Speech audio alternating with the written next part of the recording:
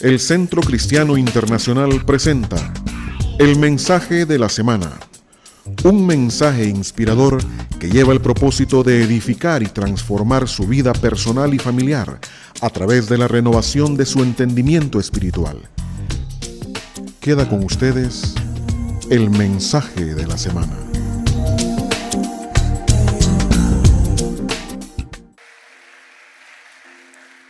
Pues ya oramos por el país, ahora conforme a lo que es la disposición del pastor Solórzano para este año, nuestra declaración de fe previo al mensaje. Con la mejor voz y corazón me acompañan, leemos con fuerza, decimos todos: creemos en la Biblia como la inspirada e infalible palabra de Dios, en el Dios Trino, Padre, Hijo y Espíritu Santo. Creemos en Jesucristo, Hijo de Dios, quien murió y resucitó para perdón de pecados y nueva vida, en los bautismos en agua y en el Espíritu Santo subsecuentes a la conversión a Dios. Creemos en la sanidad divina operada por los méritos de Cristo Jesús, en el fruto y los dones del Espíritu Santo para la edificación de los creyentes. Creemos en la segunda venida de nuestro Señor Jesucristo en forma corporal y visible en la gran comisión: ir por todo el mundo y anunciar el Evangelio a toda criatura. Iglesia, en esto creemos. Bendito sea Dios. Que en un mundo donde gente no sabe ni en lo que cree ni en lo que practican, nosotros afirmamos cada domingo en qué estamos parados, en qué estamos fundamentados. Hoy inicio un nuevo ciclo de estudio con ustedes. Tiene que ver con la paz mental, tiene que ver con aflicciones mentales, tiene que ver con cadenas mentales. Le llamo a esta serie, no sé cuántas entregas habrá, las que el Señor me indique, pero hoy estamos comenzando a titular este tema: prisiones mentales. Conozco a demasiada gente con Biblia en la mano, pero que están aprisionados todavía por dentro. ¿Es un problema de creencias? No. Creen en lo correcto, creen en Jesucristo, creen en la Biblia, pero aún así hay cierto confinamiento mental, hay cierto dolor, aflicción mental. Hay una forma de prisión que están experimentando. En este estudio, amados, vamos a ir despacio, vamos a ir capa por capa, despacio, sin brusquedad, hasta que logremos pasar al otro lado en términos de el conocimiento bíblico sobre estas cosas y también los efectos de rompimiento en la oración. Y quiero comenzar leyendo del Salmo 116, versículo 16, donde el autor escribe lo siguiente: yo, Señor, soy tu siervo, soy siervo tuyo, tu hijo fiel. Allí donde dice tu hijo fiel en esta versión, la Reina Valera dice hijo de tu sierva. Entonces es interesante cómo él se está describiendo. En primer lugar, noten que reconoce a Dios como Señor. Yo, Señor, le llama, sabe con quién está hablando. Y luego él se describe: soy tu siervo, soy siervo tuyo, soy tu hijo, soy hijo de tu sierva, refiriéndose a su madre terrenal. Y note lo que dice: tú has roto mis cadenas. ¿Qué nos indica este cuadro bíblico, amados? Que uno puede en alguna dimensión reconocer a Dios, que uno puede declararse siervo de Dios, hijo de Dios, pero aún así tener cadenas que deben ser rotas. Este mismo texto en la Reina Valera concluye diciendo: tú has roto mis prisiones. Por eso decidí bautizar este tema como prisiones mentales, porque lo que allá describió como cadenas, dice: Señor, tú has roto mis cadenas. En esta versión Reina Valera 60 se tradujo: tú has roto mis prisiones. Ahora déjenme aclararles algo. Las prisiones mentales son las que originan las prisiones conductuales, las prisiones comportamentales. Y las prisiones mentales, amados, son ladrillo, cemento y arena, así como lo escucha usted. Las prisiones mentales son ladrillo, cemento y arena que construyen las prisiones conductuales, que son las que surgen después. Las aflicciones humanas no, por lo general, creemos de otro modo, pero por lo general las aflicciones humanas no vienen de fuera hacia adentro, sino que vienen de dentro hacia afuera. Y todo lo que mentalmente está afligiendo a una persona termina por darle forma a su conducta, a sus actuaciones, y entonces lo que son prisiones conductuales previamente han sido o son prisiones a nivel de la mente. Por eso las llamo ladrillo, cemento y arena, las prisiones mentales, que son las que construyen las prisiones conductuales. Ahora bien, esto es nada más para poner los pies sobre el tema a manera de introducción. Quiero hablarles de varios tipos de prisiones mentales que generan prisiones conductuales.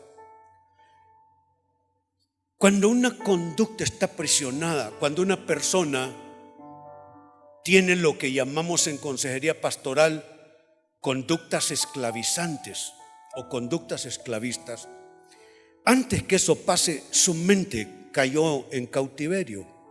La mente es lo primero que se aprisiona y luego la conducta comienza a ser destructiva en la persona. Así es que hablemos de prisiones mentales y qué tipos de prisiones mentales podemos nosotros poner en lista. La primera que voy a mencionar, partiendo casi que de lo obvio, un tipo de prisión mental que tienen mucho, son las llamadas obsesiones. Las obsesiones. Para obsesionarse, amados, no hace falta que haya ignorancia en la persona. Puede tener un gran desarrollo intelectual, un desarrollo en términos de conocimientos, y aún así quedar postrado en alguna forma de obsesión. O sea que lo que estoy diciendo es que no se trata de ser ignorante o no serlo, no responde a esto a condiciones sociales, económicas, de educación, no. Yo he visto y he tratado en más de 40 años condiciones de obsesión en personas que usted no diría que debieran de estar luchando con eso. Pero las obsesiones son una suerte de condición que se adueña de la persona de una manera indiscriminada. Trátese de quien se trate, he visto padecer obsesiones a, yo diría, demasiadas personas a lo largo de mi actividad y experiencia pastoral. Ahora, vayámonos al ABC de las cosas. Obsesión. ¿De dónde proviene el término? La obsesión proviene del término del latín obsessio, que literalmente lo obsesio se traduce como asedio. Y la obsesión precisamente es una forma de asedio, algo que se apodera de usted y no le suelta. Es una clase de acosamiento, obsesivo, literal asedio. En términos más amplios, una obsesión es una perturbación anímica producida por una idea que adquiere la condición de fijación. Cuando alguien tiene una fijación mental con algo o con alguien, porque puede ser no solo un algo, puede ser alguien. Cuando una persona tiene una fijación mental con algo o con alguien, significa que una idea se quedó y se aferró a su estructura pensante, su estructura mental. Y aquella idea fija, con tenacidad, se quedó allí. Y con persistencia se quedó asaltando su mente de manera constante. Las obsesiones La verdad es que todos luchamos con ellas, unos en una medida, otros en otra, unos con una intensidad, otros menos intensidad, pero obsesión mental es algo con lo que todos estamos batallando. Lo que sucede es que no todo el tiempo somos conscientes de esa idea, esa realidad, esa perturbación anímica por una idea fija que con tenaz persistencia está asaltando nuestra mente. Manifestaciones, expresiones de la obsesión, son diversas. Uno puede obsesionarse con tantas y con tan variadas cosas y situaciones. Miren solo una pequeña lista de las múltiples facetas de manifestación de la obsesión. Hay quienes pueden obsesionarse con la limpieza. Yo tengo alguna cosa ahí que desde muy niño, joven, tuve esa obsesión con la limpieza. Entonces era una cosa que me molestaba realmente, que no hubiese una pulcritud. A veces hay obsesiones también con el orden y parece una virtud. La obsesión con la limpieza, la obsesión con el orden parecen virtudes, pero realmente pueden llegar a mortificar a la persona, y no solo al que la sufre, no solo al que la experimenta, pero a las otras personas que están a su alrededor, porque es todo un martirio vivir con un obsesivo con el tema del orden y de la limpieza. Esa persona comienza a tiranizar el ambiente ahí donde vive. Otros tienen obsesión con la comida. No han acabado de desayunar y están pensando que van a almorzar. Es una verdadera obsesión. Entonces, es algo que se apodera de la mente de las personas. Otros tienen obsesión con el dinero. Para obsesionarse con el dinero no hace falta ser ni rico ni pobre. He conocido ricos sin obsesión por el dinero y pobres muy obsesionados con el dinero, y viceversa. Ricos obsesivos, pobres que no tienen esa obsesión. En fin, pero ahí está. Obsesiones de todo tipo. Obsesión con la comida, obsesión con el dinero, obsesión con el trabajo. En inglés se acuñó la frase workaholic, que literalmente en español sería trabajólico. Entonces hay gente así, que son trabajólicos, que todo el tiempo están pensando en el trabajo, pero no es cuestión de cumplir obligaciones, ganar un salario, obtener los frutos necesarios. No, es una obsesión. Todo el tiempo están como una hormiga trabajando constantemente. En realidad lo que tienes es un proceso o un patrón obsesivo. A veces esto se hereda de los padres, porque puede ser un efecto directo del entorno, del ambiente donde usted se crió, donde usted se desarrolló, y si ese ambiente está saturado por algunas obsesiones en los adultos con los que usted convivió, entonces vía aprendizaje usted se volvió obsesivo en las mismas áreas que esas personas. Así es que es bien fácil heredar una obsesión, por ejemplo, de los padres, de los progenitores, o heredarse condiciones obsesivas o tendencias obsesivas a los hijos. Así que piénselo muy bien. Entonces, mire todo lo que estamos diciendo. Obsesiones con la limpieza, con el orden, obsesiones con la comida. Aparte de eso, de la comida, puede ser la obsesión con la figura. Hay personas que no pueden ver ni un rollito muy chiquitito porque ya se sienten bien angustiados y solo el rollito se pasan viendo y creen que la gente les tiene un lente de aumento puesto en el rollito ahí en la cintura y que todo el mundo le está fotografiando el rollito. Se están obsesionando con ese tema, es con la figura. Entonces hay una obsesión por la extrema delgadez o por no pasarse mucho de peso, y todos esos temas son tipo de obsesiones que tienen alguna conexión con el tema de la comida. La obsesión con el dinero, ya lo mencioné, que tiene una conexión a veces con el tema de la obsesión con el trabajo. Y en fin, también está la obsesión con personas. Usted puede obsesionarse con una persona.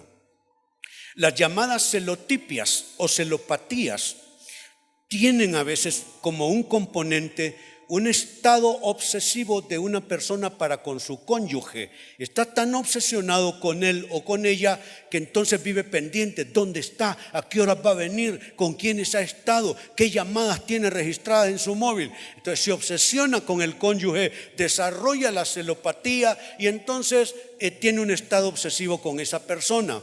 Eso es lo que crea lo que en psicología llamamos un fenómeno de codependencia. Pero eso será tema para otro asunto más adelante. Entonces note usted, ¿cuál es la respuesta bíblica a la obsesión? Este es un texto interesante el que vamos a citar. Jesucristo, cuando comienza su ministerio terrenal, ya estando él empoderado en su llamado, él fue a la región de Galilea, donde su fama se expandió de una manera tremenda. Ya en esa región él decidió ir a Nazaret, su lugar donde él creció. Entonces fue un día de sábado, de Shabbat, fue a la sinagoga, porque él estuvo predicando mucho en las sinagogas. Fue a la sinagoga en un día sábado y entonces se puso de pie para hacer la lectura del texto sagrado. Entonces le trajeron donde cita al profeta Isaías y él leyó lo que nosotros vamos a leer. Y después de leerlo solemnemente, enrolló el texto y lo entregó al ayudante. Y entonces los ojos de todos en la sinagoga estaban fijamente atentos en él. Y él viéndoles, ojo a ojo, cara a cara, les dijo: hoy esta escritura ha tenido cumplimiento delante de ustedes. Y se inaugura un proceso de sanación, un proceso de liberación que todavía está activo para todos aquellos que están consignados en ese texto leído y en esa lista. El texto en mención es Isaías 61, verso 1. Dice así literalmente: el Espíritu del Señor Omnipotente está sobre mí, por cuanto me ha ungido para anunciar buenas nuevas a los pobres. Me ha enviado a sanar los corazones heridos, a proclamar liberación a los cautivos y libertad a los prisioneros. Jesucristo, amados, no es una religión. Jesucristo es una experiencia para nosotros. Jesucristo es el poder, el máximo poder que rompe cualquier cadena. Hábleme usted de una conducta esclavizada y yo le digo que Jesucristo es la respuesta. Hábleme usted de cualquier grado de aflicción y yo le digo que Jesucristo es la respuesta, que Él es la total liberación.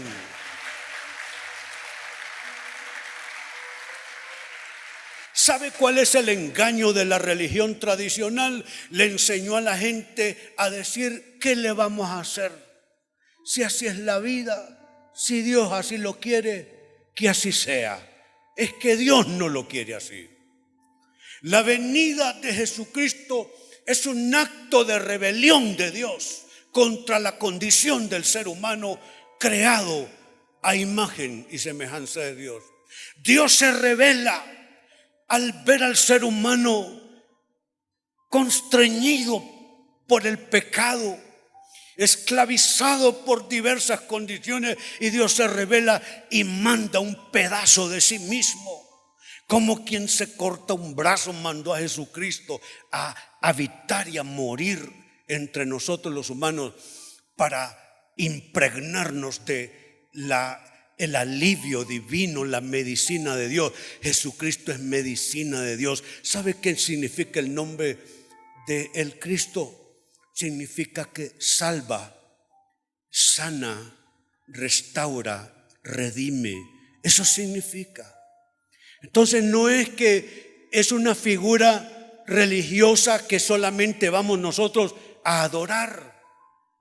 Es que es alguien que es nuestro médico de cabecera. Él sana nuestra mente, Él sana nuestras emociones, Él sana nuestro cuerpo, Él sana nuestro entorno, Él sana nuestras relaciones, Él sana nuestra historia, Él sana nuestro destino que ha sido impactado por cosas malignas. Él es la total sanidad y liberación. Cuando Jesús leyó esto, dijo: esta escritura hoy, no mañana, hoy se ha cumplido delante de ustedes. Amados, estamos aquí nosotros hoy, no para jugar a la religión. Estamos nosotros aquí para experimentar, no lo que nos sintamos dignos o indignos de experimentar. Estamos aquí para tener, no lo que tengamos idea que a lo mejor podemos tener, no. Estamos aquí para experimentar y para tener lo que Dios dice que tenemos y lo que Dios dice que somos. Y Él es la liberación para cualquier estado mental de aflicción, de obsesión, de cautiverio en la mente de todo hombre y mujer que se acerca a Jesucristo con fe. No tiene usted que seguir afligido en sus pensamientos, no tiene que usted estar atado a ninguna cadena de obsesión. Pregunto, ¿habrá alguien que está de acuerdo conmigo que Jesucristo es ese poder liberador?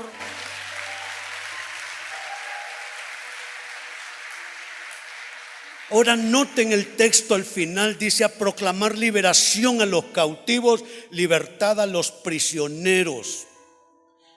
Lo que se tradujo como prisioneros en este texto, o cautivos en otras versiones, procede del hebreo asar, que tiene que ver en su traducción con un yugo o un enganche que hay. Tiene que ver con algo que ha sido sujetado en cualquier sentido. Algo que ha sido ceñido como con arnés. Algo que se mantiene atado con lazo. ¿Hay algo de esto con lo que usted se identifique? ¿Hay alguna clase de yugo todavía sobre usted? ¿Está su voluntad sujetada por algo más? Y usted está viviendo la penosa experiencia de decir: yo no quiero hacer esto, pero hay una fuerza que me reduce y me lleva a esta condición. Quizá usted dice: yo no quiero estar obsesionado con cosas. Tengo obsesiones con la muerte, tengo obsesiones con la enfermedad, tengo obsesiones con mi sexualidad, tengo obsesiones con mis relaciones sentimentales, tengo obsesiones con el dinero. Tiene usted que vivir con la Biblia en una mano, sonando la promesa de Dios en una mano, pero sonando la cadena de cautiverio en la otra. No tiene que vivir así. No es libertad tener una mano y un pie libre. Libertad es tener toda su vida, su persona totalmente emancipada de esas condiciones. Así es que note a quienes Jesucristo proclama libertad. Aquellas personas con yugos, que están enganchados con algo, que están sujetados en algún sentido, personas que han sido ceñidas como con un arnés y que tienen alguna clase de atadura como con un lazo. Así es que este es un tipo de obsesión, de prisión mental, las obsesiones. Vamos a volver en los domingos subsiguientes probablemente a interactuar con esta condición. Otro tipo de prisión mental son los llamados complejos. Complejo viene en psicología precisamente donde el vocablo en términos generales inicia. Un complejo es algo que está enredado, confundido, complicado. Entonces, ¿qué es exactamente un complejo? ¿Cómo entender todo lo que abarca esta situación, esta condición? Pues bien, un complejo, amados, viene por la asociación, digámoslo así, viene por la asociación de experiencias e influencias. Miren lo que estoy poniendo. se juntan dos factores. Las experiencias del individuo, que pueden ser traumáticas en algún momento, y su entorno, las influencias alrededor de él. Pues la asociación de experiencias e influencias que tiene el individuo le llevan a experimentar subjetivamente.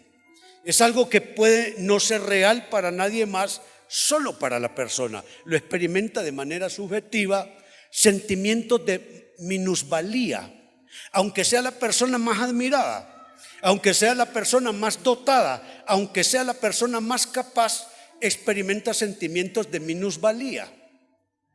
Y también puede ser de disconformidad. Entiéndase por esto último, diferencia de una cosa con otras. Esa es una disconformidad, cuando la persona no se siente igual a los demás. Dice, ¿por qué yo me siento diferente? ¿Por qué yo no me siento tan cabal, tan completo?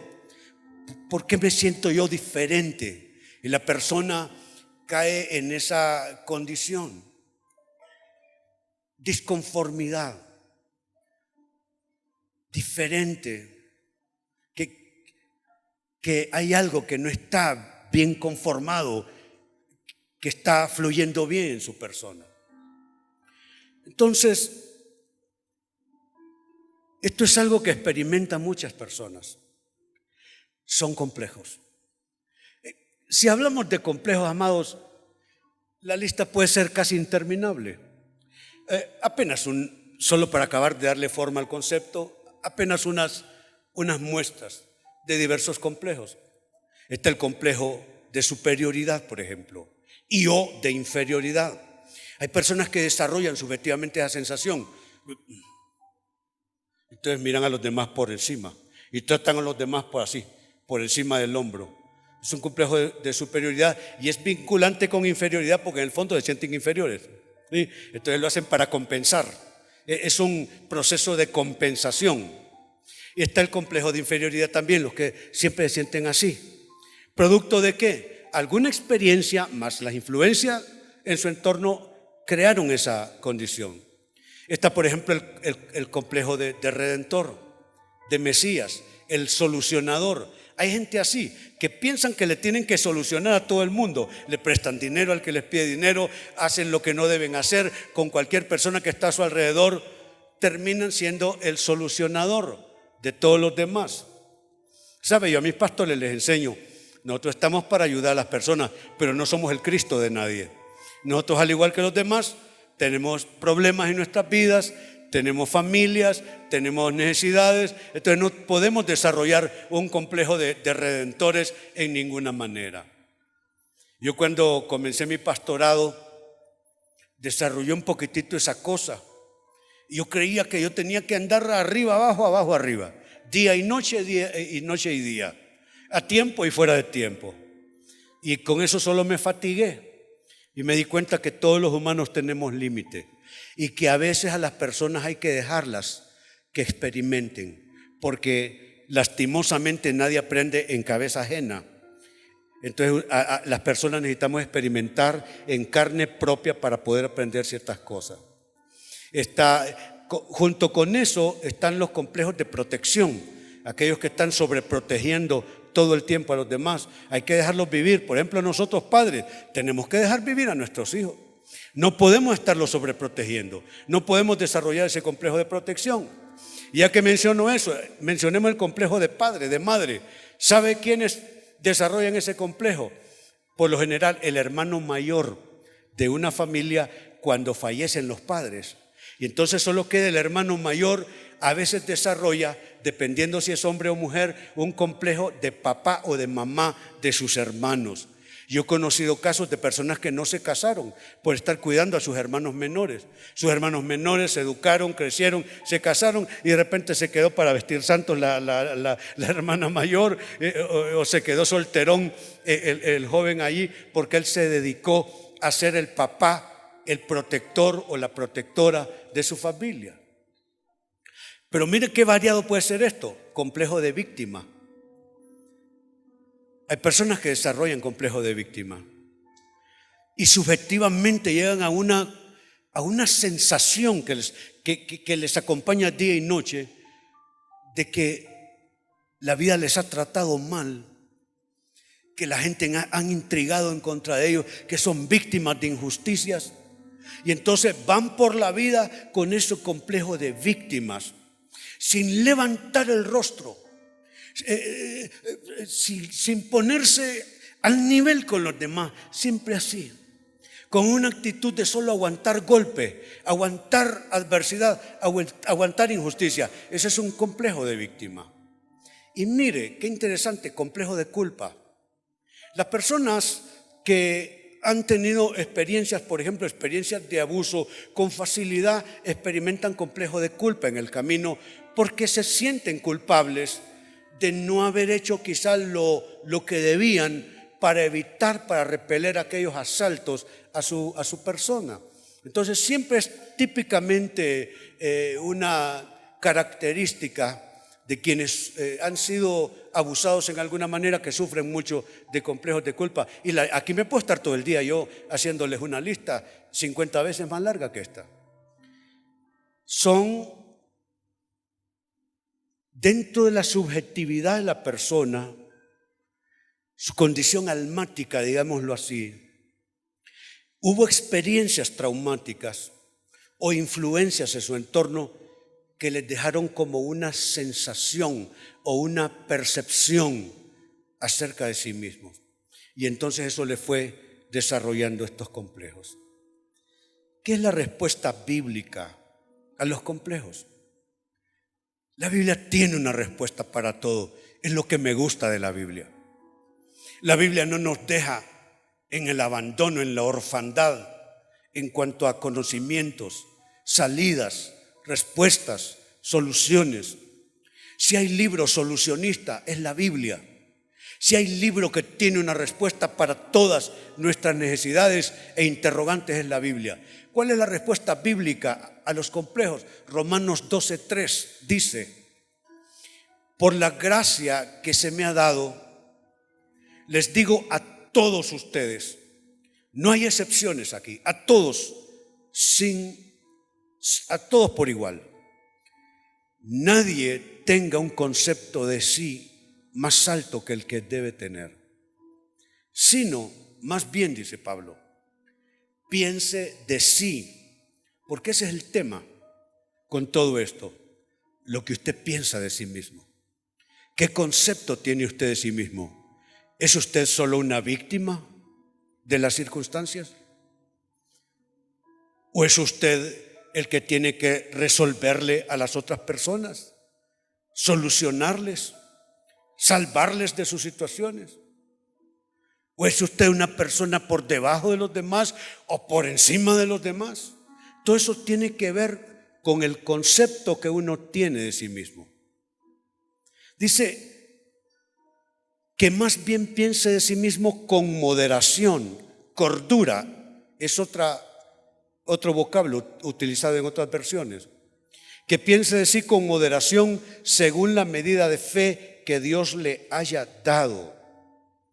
Le voy a decir algo.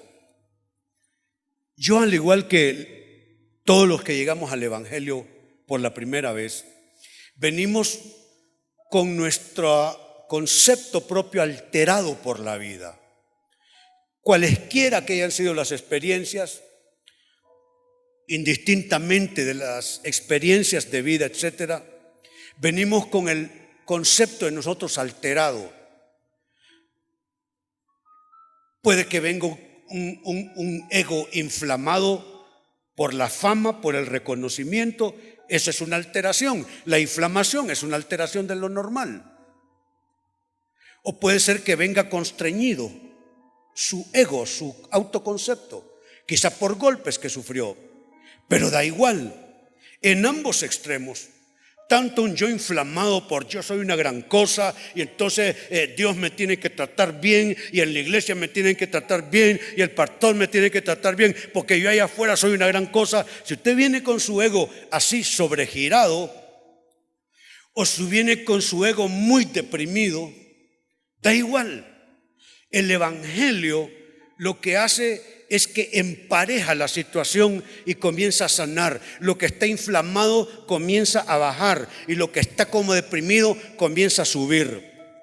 ¿Sabe que esta es la profecía a partir de la venida de Juan el Bautista? Dice que Juan iba a encargarse de levantar todo aquello que estaba deprimido en la tierra y iba a comenzar a ser rellenado para que fuera emparejado. Ese es el mensaje de Juan el Bautista. Y con Jesucristo aquello adquiere mayor fuerza. Tiene que ver con la sanidad de nuestro autoconcepto. He conocido cristianos cuyo autoconcepto nunca acabó de sanarse y estas personas se vuelven problemáticas. Tienen una vida cristiana accidentada porque son demasiado sensibles a todo lo que pasa, lo que les dicen, lo que les dejan de decir, si les hablaron, si no les hablaron, si los saludaron, si no los saludaron, porque tienen todavía el yo alterado. Entonces el Evangelio lo que trae es esta posibilidad. No más alto concepto, igual no más bajo concepto que el que debe tener. Aprender a pensar de uno mismo con moderación. Hay personas que quieren suicidarse a veces y esa es una falta de moderación para verse a sí mismo. Hay personas que quieren tiranizar su entorno. Es una falta de moderación en la forma de pensar de sí mismo. Piense, ¿qué conductas irregulares tiene usted? En el fondo es una falta de moderación en cómo usted se está concibiendo a sí mismo en ese contexto determinado, en ese entorno.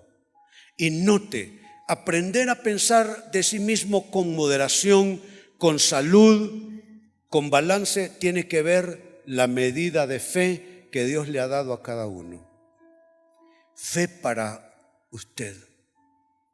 Fe como para no necesitar ser lo máximo allá afuera o en su escenario de vida. Usted no tiene que creer que se va a sentir bien solo si llega a ser el número uno. Hay personas que se han neurotizado con el tema de ser el número uno. Y como no logran ser el número uno, se deprimen. Es una clase de neurosis esa. Usted no tiene que ser el número uno. Tener la fe, soy lo que Dios dice que soy. Tengo lo que Dios dice que tengo. Me espera lo que Dios dice que me espera. ¿Se da cuenta? Una medida de fe. Pero igual, si usted viene muy golpeado, si usted viene muy deprimido, mucha derrota, mucho fracaso, tragedias que golpearon, el Señor comienza, eso que está como una cosa hundida en usted, el Señor comienza a rellenar. Y entonces usted comienza a pensar de sí mismo, no en términos de yo soy una basura o no en términos de yo soy un fracasado, sino en términos de esa medida de fe que Dios le ha repartido. Y mire, eso que leímos, piense de sí mismo con moderación. Lo que se tradujo como moderación se traduce del griego sofroneo, que es literalmente moderado, tal como leímos.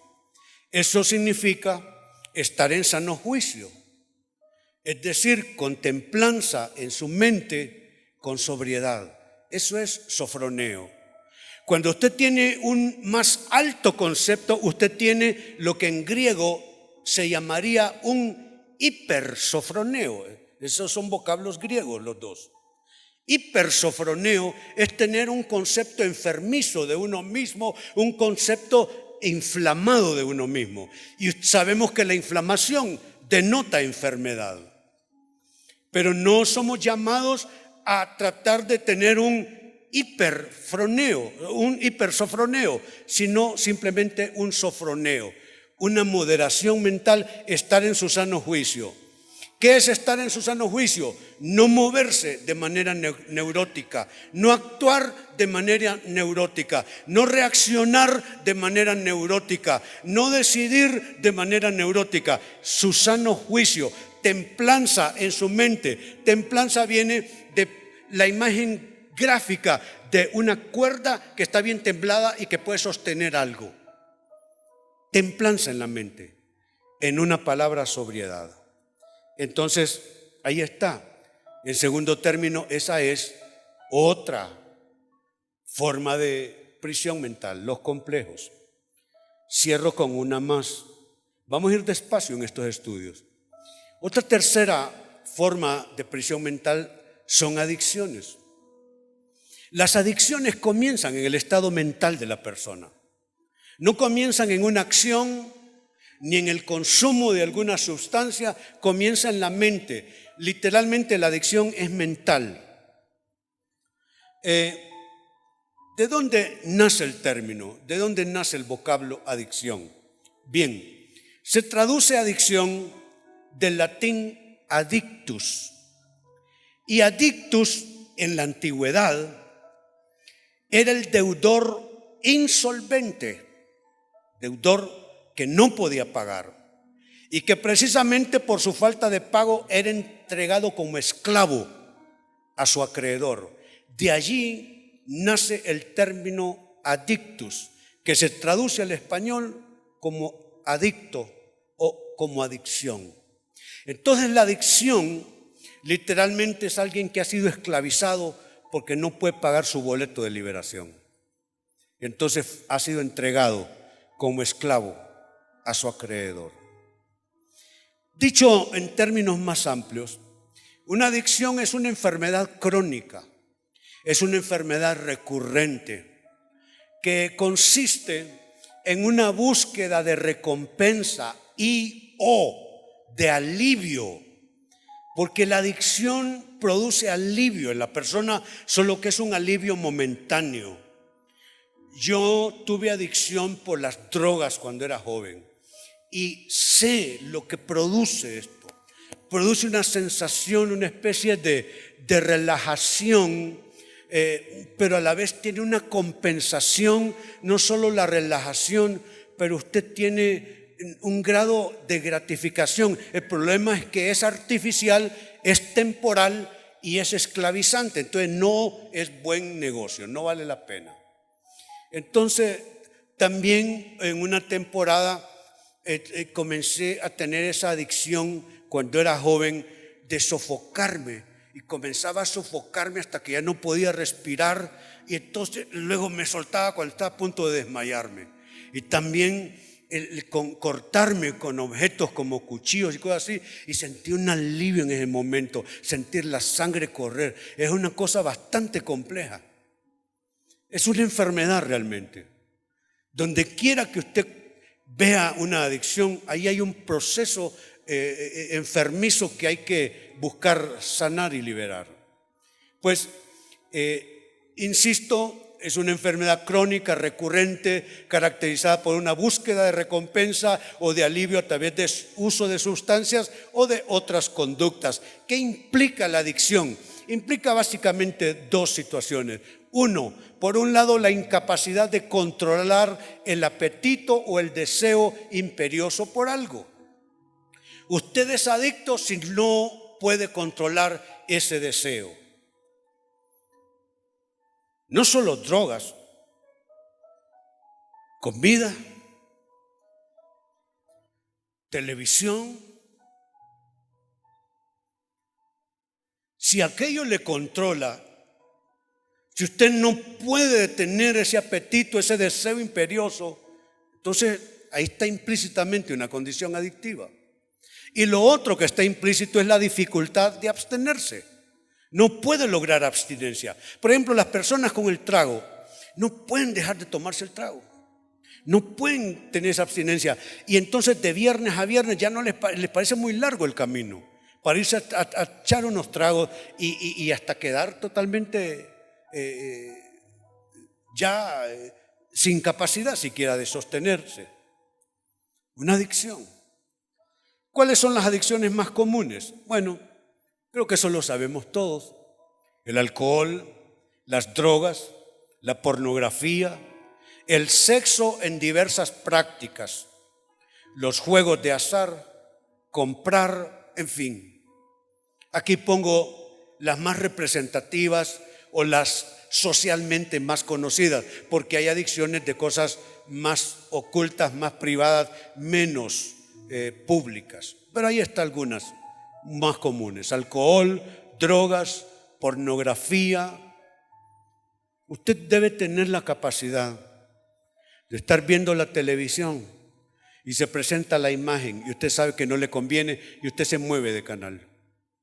Pero si usted no puede y si usted comienza a vigilar el reloj de una manera como una treta mental, esperando la hora que usted sabe que es más o menos donde presentan ciertos productos en la televisión, y usted sabe más o menos en qué canales eso está, y usted por ahí se va haciendo la tretita y va viendo y entonces ya va buscando acercarse a esos canales. Si usted no puede abstenerse de eso, usted está en un proceso de adicción a cualquier consumo de pornografía o de gratificación sexual que no le abonen nada. Los juegos de azar también. Comprar. Hay personas adictas a comprar. Y entonces eso los lleva al proceso de endeudamiento. ¿Cuál es la respuesta bíblica a la adicción? Primero a los Corintios capítulo 6, verso 12, Pablo en primera persona escribiendo dijo lo siguiente: todo me está permitido. Eso significa que el tema no es bueno o malo, o sea, no es tan simple la cosa. Todo me está permitido, pero no todo es para mi bien.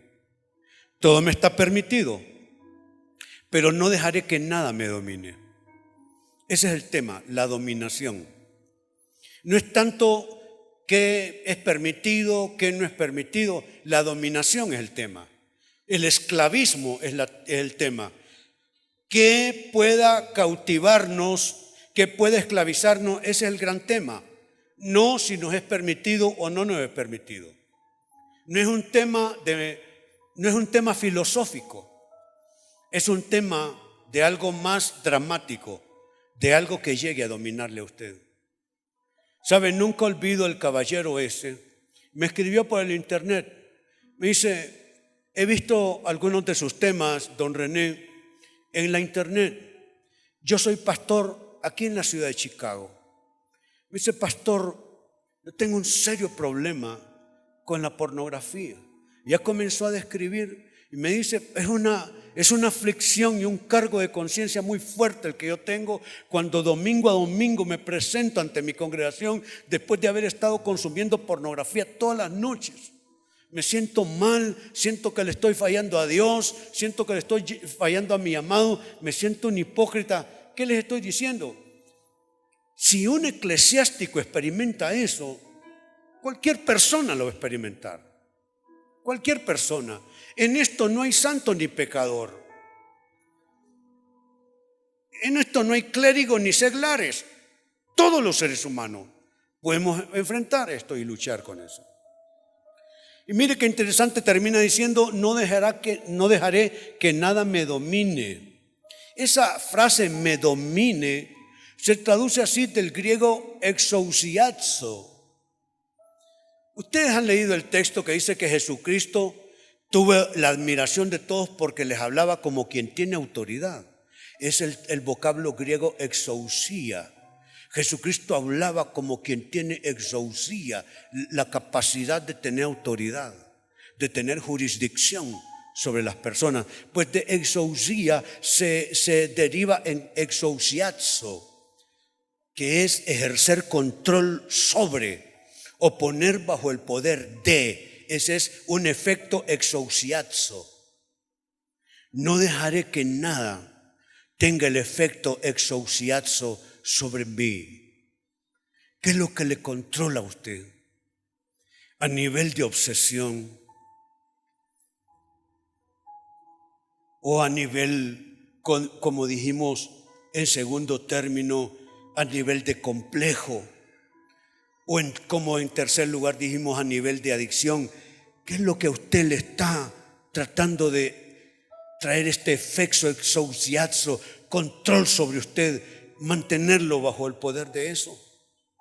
Mire, quiero hoy cerrar con una oración importante y déjenme decirle, vamos a salir a tiempo, no se preocupen, pero sí es importante pasar por el proceso de la oración, porque será una oración de impartición sobre su estado mental.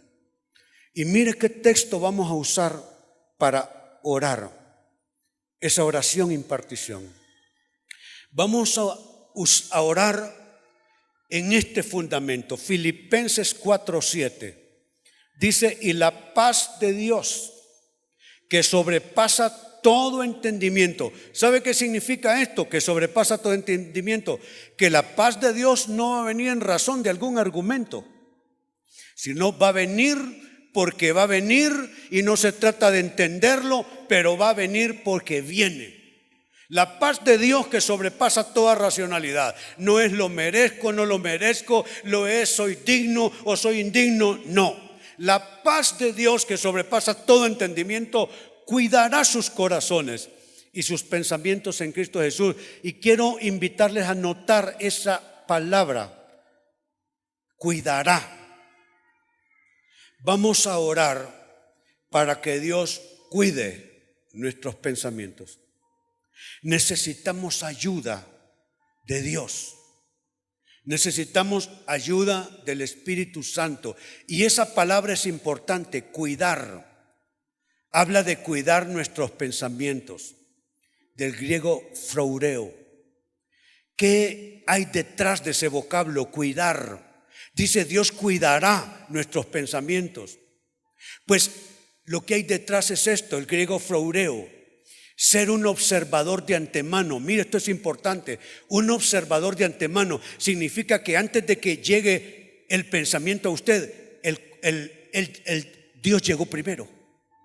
El que está de antemano, el que llega primero. De antemano vinieron los que limpiaron este auditorio, los que aspiraron alfombra, los que probaron audios, iluminación, los que encendieron el aire acondicionado. Ellos vinieron de antemano. Entonces, cuando dice que Dios va a cuidar sus pensamientos, significa que vamos a hacer una activación como para que cuando venga aquello a ejercer dominio sobre su mente, alguien más de antemano haya llegado. En este caso es Dios, un observador de antemano. Es decir, que llega para montar guardia como un centinela. ¿Cuántos quieren a Dios como centinela en sus procesos mentales? Yo sí. Yo tengo procesos mentales muy complejos, sumamente. Debieran ser procesos mentales más simples, pero por razones de la vida mis procesos mentales son sumamente complejos y hay mucha subjetividad en mi persona. Quisiera ser una persona sencilla, de blanco y negro, es día o es noche, pero soy una persona con demasiada subjetividad. Entonces percibo muchas cosas y es percepción subjetiva, es decir, no es percepción tangible, es algo en la subjetividad. Entonces necesito un guardia, un centinela sobre mi estado y mis procesos mentales. En este caso es Dios. Phroureo también se puede traducir como enviar espías en las puertas, no para hacer mal, no para hacer daño. Enviar espías en las puertas para proteger, es decir, para mantener como con una guarnición, protección y seguridad. ¿Cuántos quieren la guarnición de Dios protegiendo sus pensamientos? Yo sí. Entonces la oración que viene es una oración bien importante. Voy a pedir total solemnidad. Esconda las llaves del auto en el peor lugar para sacarlas ahorita, ¿sí? Pues es un momento importante. Mire, si usted sale de aquí solo habiendo escuchado, usted oye una conferencia. Pero si usted ora conmigo, puede ser que algo se le quite llave en sus procesos mentales. Yo estoy aquí para testificarle y decirle que Dios ha hecho tremendos milagros en mis procesos mentales. Así, ya la mayoría lo hicieron, los pocos que quedan sentados, pónganse en pie.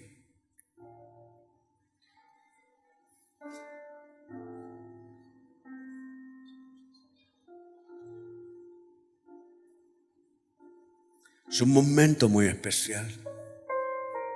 Estos son los momentos, amados, que prueban que esto no es una religión, que el cristianismo es una experiencia. Si fuera una religión, tendríamos que hacer una peregrinación a algún lugar santo a ver si nos alcanza alguna cosa allí y nos bendiga. Pero es una experiencia, partiendo de dos declaraciones que hizo Jesucristo. Primero dijo: yo soy el mismo ayer, el mismo hoy, el mismo siempre. Significa que aquel que leyó Isaías 61 en aquella sinagoga hace más de 2000 años, es el mismo que está aquí hoy por su Espíritu. Pero él hizo otra declaración. Dijo: y yo estaré con ustedes todos los días hasta el fin del mundo. ¿Sabe qué rompe esas dos declaraciones? Rompe los límites del espacio y el tiempo, que son las dos grandes fronteras que nos contienen a nosotros los humanos. El espacio, podemos estar aquí, y si estamos aquí no podemos estar allá. La limitación, el espacio, nadie puede escapar a eso, excepto Jesucristo. Él puede estar aquí y puede estar en cualquier lugar al mismo tiempo. Pero también las barreras del tiempo. Algo que le afectó a usted 30 años atrás, 50 años atrás, lo que sea.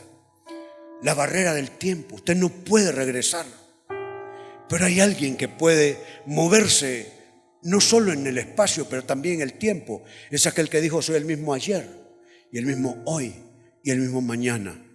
Usted no sabe lo que será mañana. Él lo sabe porque Él camina sin barrera en el tiempo. Retiro el manto de maestro de mi persona y me pongo el manto para hacer operaciones y activar milagros. Un don del Espíritu Santo es la operación de milagros. Y con lo que tiene que ver es con la activación de la autoridad de Cristo. Y entonces comienzan los milagros. Milagro no es solo una sanación física de cáncer. Milagro es la sanación también de un proceso mental que está inducido por experiencias y por influencias. Entonces usted termina siendo quien no quiere ser. Y a veces usted siente odio y repulsión por sí mismo, por sí misma, porque usted no quiere ser así, pero algo le esclaviza y le obliga a ser como no quiero. San Pablo, conociendo este proceso, dijo: miserable de mí, porque hay una ley dentro mío que me mueve y me esclaviza a hacer no las cosas que quiero, sino las que no quiero. Tiene que ver con procesos mentales. Y vamos a hacer una activación de milagros. Levante sus manos, porque esto es para todo aquel que quiera recibirlo. Padre, en este minuto pido un manto de sanación sobre procesos mentales agónicos, procesos mentales aflictivos, procesos mentales esclavizados. Señor, personas que no han logrado retirar y anular procesos mentales destructivos, que no solamente enferman su mente, pero enferman sus relaciones y también deforman sus actuaciones. Padre, en el nombre de Jesús pido milagros en los procesos mentales. Y tenemos derecho a la sanación en Cristo Jesús, porque el ser humano es un ser tripartito, es espíritu, alma y cuerpo. Y dentro del ámbito del alma están los pensamientos, la voluntad, las emociones, y hay procesos de enfermedad también, porque no solo se enferma el cuerpo, no solo se enferma el soma de los humanos, se enferma el psique de los humanos también. Si usted piensa que puede haber algún grado de enfermedad en sus procesos mentales, alce sus manos y comienza a recibir ahora mismo salud, milagro de salud, proclividades, tendencias mentales se rompen ahora mismo. Comienza a diluirse un poder, estado ahí como una grasa pesada, una grasa espesa que no solo ensucia, pero contamina en el nombre de Jesús. Pido liberación para tus pensamientos en el nombre de Jesús. Tendencias de cosas que no son para tu edificación, que te llevan a conductas irregulares, a deseos irregulares, a apetitos irregulares, a conductas irregulares. En el nombre de Jesús. Hay sanidad corriendo en esta sala, en esta casa. Hay un manto que nos está cubriendo y hay procesos mentales aflictivos, esclavistas que comienzan a romperse. Jesucristo dijo a proclamar libertad a los cautivos. Tú quieres ser un hombre fiel con tu esposa, pero no lo logras. Y tú amas a esta mujer y la respetas y la admiras, pero hay algo en ti, animal, que se impone y comienza en tu mente. Primero te obsesionas y te lleva y te subyuga y te lleva a donde no quieres, y luego te sientes mal y te arrepientes, y en 3 semanas estás de nuevo en lo mismo. Alza tu mano, yo hablo liberación sobre ti. Hablo liberación sobre ti. Procesos mentales sucios, pensamientos lujuriosos, pensamientos impuros en el nombre de Jesús.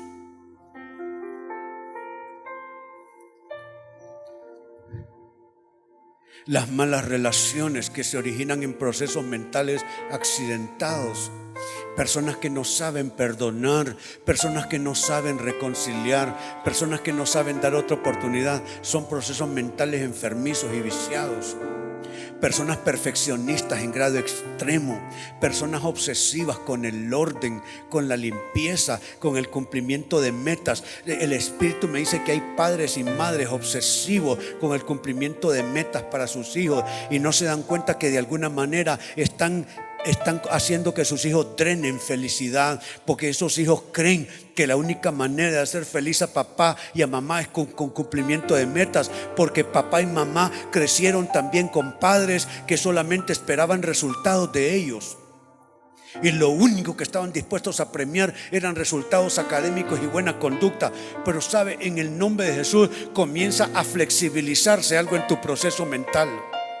Un nudo apretado comienza a soltarse. Un proceso mental que te dice que tú vales por ciertas condiciones que cumples, pero si dejas de cumplir esas condiciones ya tú no vas a valer. Y te esclaviza y te oprime, que tú vales por tu figura, que tú vales por cómo te ves, y que cuando ya no te vea la piel tersa, sin arrugas, entonces la gente no te va a querer. Es falso completamente, porque las personas que te aman por lo que tienes por dentro, no por lo que llevas por fuera.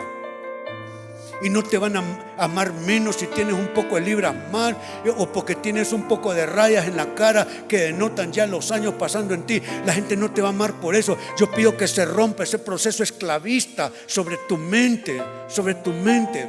Aquí hay personas, me lo dice el Espíritu de Dios, personas que se dedican a complacer a otros como una medida para comprar que los quieran. Y para comprar que los quieran, entonces se quedan callados y hacen lo que la otra persona quiere. Pero eso no es algo que te están exigiendo, es algo que solamente está en tu mente, no está en la mente de la otra persona.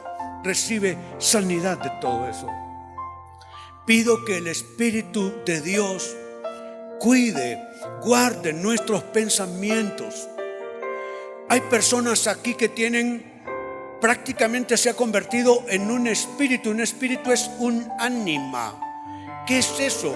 Esa persona se impregna de un sentir y esa persona siente eso día y noche. Se convierte en algo que se convierte en su ánimo. Y es un espíritu, un ánimo de derrota, de fracaso. Alza tus manos. Todo proceso mental viciado de ser una persona fracasada, eso se rompe en el nombre de Jesús, porque ese estado mental es lo que te hace llegar Y cuando estás a punto de tener un éxito, te quedas callado. Y cuando tienes un éxito, lo callas. A veces hasta lo escondes porque estás acostumbrado a que lo único que se manifiesta en ti es el fracaso. Y te sientes incómodo con el éxito porque no sabes interactuar con el éxito, porque ese espíritu de fracaso te domina tus procesos mentales y también domina tus relaciones. Levanta tus manos, recibe de Dios. Miedo al futuro es un proceso mental que esclaviza mucho. Miedo al futuro. Yo te voy a decir cómo se llama tu futuro. Tu futuro se llama Jesucristo. Ese es tu futuro. Y en el nombre de Jesús, todo miedo al futuro, por enfermedad, por fracasos, por descalabros financieros, por cambios políticos, sociales, lo que sea, se acaba el miedo al futuro. Tu futuro se llama Jesús. Pon tu mano sobre tu frente. Tu futuro se llama Jesús. Pido una internalización, una interiorización de este nombre, Jesús. Tu futuro se llama Jesús. Él estará contigo todos los días. Él es el que da pan. Él es el que abre puertas. Él es el que sana. Es el que restaura. Es el que redime. Piérdele el miedo al futuro. Despréndese el miedo al futuro de tu estado mental. Y cuando caigas en la tentación de caer en un grado de obsesión o en alguna otra de estas condiciones, pido un efecto froureo sobre tus pensamientos que te cuide. Espíritu de Dios, sé el observador que llega de antemano. Sé quien llega a montar guardia como un centinela, Señor. Sé quien llega para proteger, para mantener con tu guarnición protegidos nuestros pensamientos de todo asalto del enemigo y de todo asalto de cualquier cosa que nos va a esclavizar otra vez. Y ahora dile: recibo de ti, Padre. Recibo de ti la paz de Dios que sobrepasa todo entendimiento. Guardará mi corazón y mis pensamientos en Cristo Jesús. Ahora respira profundo.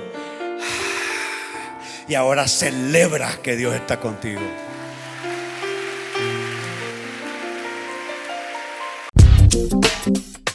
El Centro Cristiano Internacional presentó el mensaje de la semana. Le esperamos el próximo domingo a esta misma hora. Continúe con nosotros.